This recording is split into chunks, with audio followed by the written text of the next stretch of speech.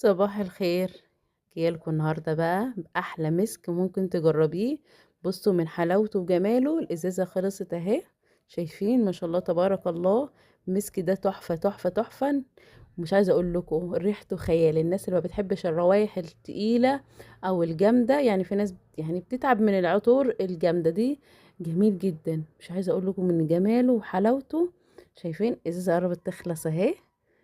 جميل يا جماعة. بصوا الشركة دي اسمها شركة أوروماتيك، تحفة. حتى كل عطورها جميلة جدا. عندها عطور وعندها انواع مسك كتير، يعني المسك ده نوع من الانواع اللي انا جربته. ان شاء الله هنزلكم انواع تاني هتعجبكم. يا ريت لو عجبكم فيديو النهارده تعملوا لي لايك للفيديو، عشان كل ما انزل حاجه ينزل لكم ايه، اول ما انزل يروح يظهر لكم على طول. طبعا انا اشتريته كان عليه عرض. هم كانوا 3 انواع مع بعض، بس النهارده الريحه تحفة. لورا مسك تحفة تحفة تحفة. مش عايزة اقول لكم ريحة ايه. حطوه على ايديكم مكان النبض، خلف ودانكم كده، او اي منطقة انت نفسك تبقى ريحتك جميلة فيها، او ريحة جسمك عامة.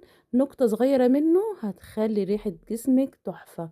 ويبقى ريحة يعني ايه، مش زي العطر. يعني مش عايزة اقول لكم جميل قوي قوي قوي. وريحته هادية وفي نفس الوقت جميل.